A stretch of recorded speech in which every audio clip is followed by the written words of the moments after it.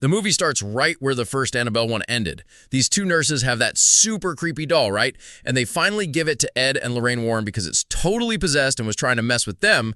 So Ed and Lorraine are driving home with the Annabelle doll in the backseat.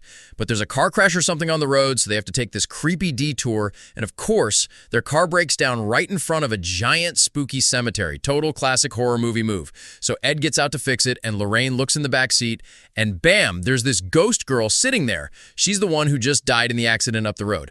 The ghost is like, "I really like your doll." Super creepy. And then all these other ghosts start popping up from the cemetery. One of them shoves Ed right into the middle of the road, and a huge truck is barreling right for him. He barely dives out of the way in time. Ed and Lorraine realize it's the doll causing all this trouble. It's like a magnet for all this evil stuff. So they get the car working and just floor it back to their house. They get home and take Annabelle straight down to their artifact room. You know, that room full of all the cursed junk from their other cases? It's like the most dangerous room ever. The second they put her on a chair, weird stuff starts happening. Other things in the room start moving. A clock spins backward. It's a total disaster. So they lock her up in this special glass case made from old church windows and get a priest to bless it. And here's the big deal with Annabelle. She's not just possessed herself. She's like a beacon for all the other evil spirits, and she gives them permission to go after people. Okay, so bam, we jump forward a year. Ed and Lorraine have a daughter named Judy, and she's kind of having a tough time. All the kids at school make fun of her because her parents are ghost hunters, so she doesn't really have any friends. And get this, she has the same powers as her mom, so she can see spirits too. So one day, Ed and Lorraine have to go out of town for a case. They hire this girl Mary to babysit Judy. Mary drops Judy off at school, and Judy sees this super creepy ghost of a priest just staring at her. It's totally following her around. Later, we see Mary with her friend Daniela. It's Judy's birthday, so they're getting stuff for a cake, and Mary has this little crush on the guy at the store. But Daniela is acting super shady. She's really interested in the Warrens' house and all their spooky stuff. She definitely has a secret reason for wanting to go there. When they go to pick Judy up from school, they all see this statue of that same priest Judy saw as a ghost earlier. So creepy. Okay, so on the way home, Judy sees that creepy priest ghost again. So scary. Anyway, Mary and Judy are at the house, busy making a cake for Judy's birthday, and then, surprise, Daniela just lets herself in through the back door. She's holding this little bell and asks Judy if it's some kind of spirit bell. Judy's just like, no, it's just a bell. But Daniela is totally just fishing for ghost info. She gives Judy a pair of roller skates as a gift, but it's completely just a trick to get Judy and Mary to go outside so she can snoop around the house alone. The second they're gone, Daniela makes her move. She tries to get into the artifact room, but it's locked. So she goes into Ed's office and finds the key hidden behind a photo frame. And get this, the whole reason she's doing all this is because she wants to talk to a dead dad, and she figures the most haunted room on the planet is the best place to do it.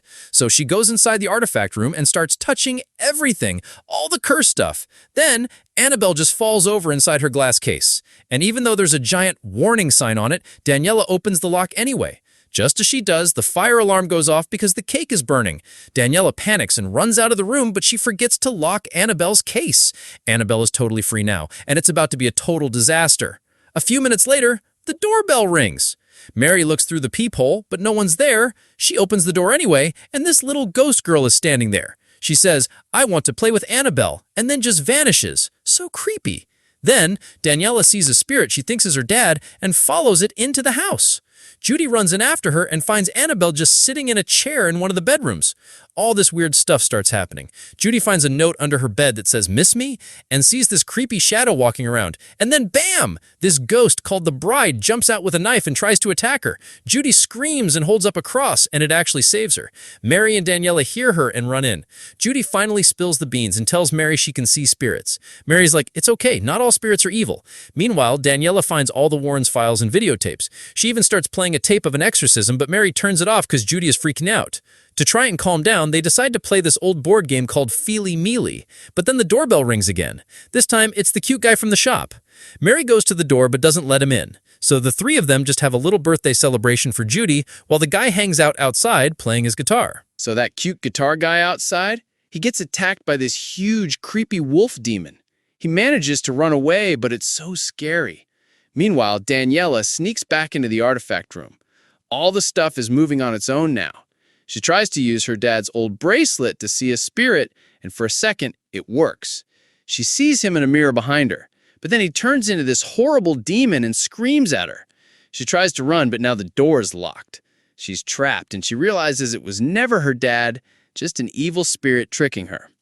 Upstairs, a glass of milk just slides off a table, a tape recorder turns on by itself, and then Judy sees Annabelle right there in her room. In the artifact room, Daniela sees a TV that's predicting her every move. At the same time, Mary finds all these weird old coins everywhere, and then this ferryman demon with coins on his eyes just appears and starts attacking her. She gets away and runs to Judy's room just as Judy finds Annabelle under her blanket. The lights are flickering, and then the shadows, Annabelle's form keeps changing into different demons until it's this huge, scary monster that lunges right at Judy. Mary bursts in just in time to save her. Mary tries to call Ed and Lorraine, but a demon answers in Lorraine's voice. It says Annabelle wants to talk to you and that Annabelle needs their souls. All these bells start ringing all over the house by themselves. They all run into the artifact room, and this old typewriter starts typing, "Miss me?" over and over. They barely escape the room, but now Mary can't breathe. She has asthma and her inhaler is in the car. Judy runs outside to get it, but she gets attacked by that same wolf demon. But then, surprise, the cute shopkeeper guy shows up and fights off the demon, saving Judy. When Judy gets back inside, Daniela is totally possessed by the bride ghost. She's even wearing the creepy wedding dress. They all realize the only way to stop this is to get Annabelle back in her glass case. But the doll is gone. And then, that priest ghost Judy kept seeing appears again, but this time, he's not scary. He guides her and shows her where Annabelle is hidden. Turns out, he was a good spirit trying to help them all along. See, not all ghosts are bad. So Mary and Judy find the key, and Mary has to go into this room full of all the other demons to grab Annabelle. It's so scary, but she manages to chuck the doll out of the room. Judy grabs it and runs for the artifact room. But Daniela, possessed, attacks her.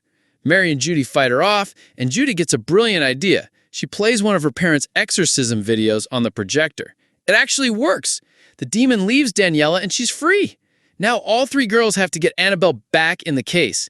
They run into the artifact room, and all the demons are going crazy trying to stop them.